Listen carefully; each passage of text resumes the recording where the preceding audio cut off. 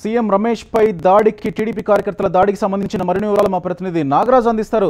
నాగరాజ్ చెప్పండి, కడపలో కేబినెట్ సెగలు ఇంకా చల్లారనట్టేనా? ఇక్కడ కార్యకర్తల మనోభావాలు ఆదినారాయణ రెడ్డికి మంత్రి పదవి ఇచ్చిన నేపథ్యంలో తెలుగుదేశం కార్యకర్తల మనోభావాలు తెలుసుకునేందుకు రామ్ సుబ్బారెడ్డి నిర్వహించిన సమావేశంలో ఈ సంఘటన చోటు చేసుకుంది. అయితే రామ్ సుబ్బారెడ్డి మంత్రి పదవి ఇస్తున్న ఆదినారాయణ రెడ్డిని తీసుకున్న సమయంలోనే కాకుండా మొన్న మంత్రి పదవి ఇస్తున్న సమయంలోనూ తీవ్రంగానే వ్యతిరేకించారు. ఈ నేపథ్యంలో మంత్రి పార్టీ కూడా వీడేందుకు ఇస్తామన్న సంకేతాలు కూడా ఏకంగా స్వయంగా చంద్రబాబు నాయుడు ముందరే రామ్ సుబ్బారెడ్డి వ్యక్తం చేయడం జరిగింది.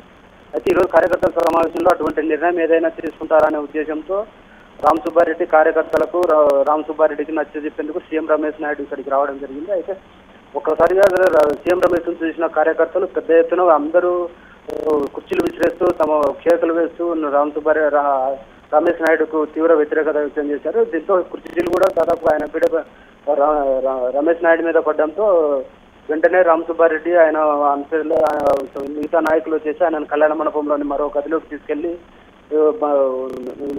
తీసుకెళ్లడం జరిగింది. దీంతో కార్యకర్తలకు రామ్ సుబ్బారెడ్డి మాత్రం ఆయన కూడా మన మిత్రుడే, ఆయన చెప్పింది విన్న తర్వాత అంతిమంగా కార్యకర్తల నిర్ణయం ప్రకారమే నేను వెళ్తాను, ఆయన కూడా ఆయన ఏది చెప్పేందుకు వచ్చాడో అది ఆ మాట విందామని చెప్పేసి నచ్చ చెప్పినప్పటికీ కార్యకర్తలు వినని పరిస్థితి ఇక్కడ నెలకొంది.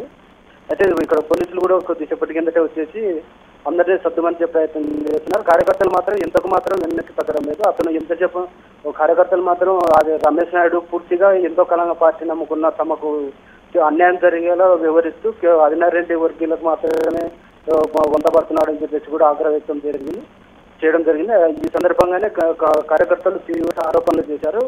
ఆదినారాయణ రెడ్డి మాజీ మంత్రి శివారెడ్డిని ఆయన కుమారుణ్ణి చంపిన వ్యక్తిని పార్టీలోకి తీసుకురావడం అనేది చాలా తప్పిదమని చెప్పేసి కూడా మండిపడుతున్నారు. ఈ సందర్భంగానే మంత్రి పదవి ఇవ్వడం కూడా వీళ్ళ ఆగ్రహానికి మరో పెద్ద సమస్యగా మారింది. వీరికి ఈ కారణంగానే వాళ్ళు ఆదినారాయణ రెడ్డికి మంత్రి పదవి ఇవ్వడం అనేది జీర్ణించుకోలేకపోతున్నారు.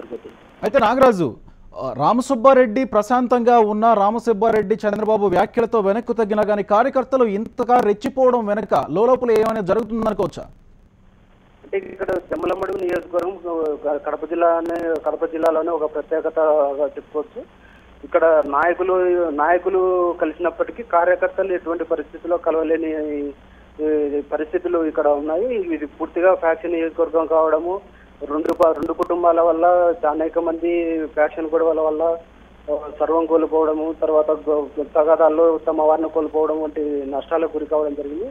దీంతో నాయకులు కలిసినప్పటికీ కార్యకర్తలను కలవలేని పరిస్థితి వల్ల ఇట్లా కార్యకర్తలు ఆదినారాయణ రెడ్డికి మంత్రి పదవి ఇవ్వడాన్ని జీర్ణించుకోలేకపోతున్నారు. ఈ కారణంగానే ఇటువంటి సంఘటనలు చోటు చేసుకుంటున్నాయి. Right, thank you Nagaraju.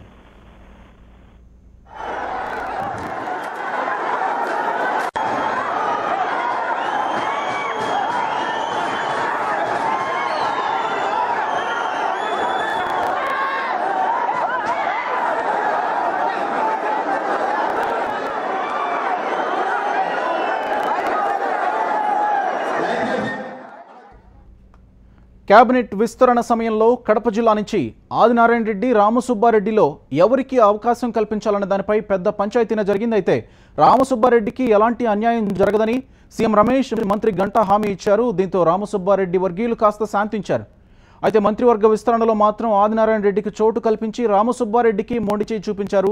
దీంతో అప్పటి నుంచి రామసుబ్బారెడ్డి వర్గీయులు సీఎం రమేష్ జోక్యంతోనే ఆదినారాయణ రెడ్డికి మంత్రి పదవి దక్కిందని రగిలిపోతున్నారు.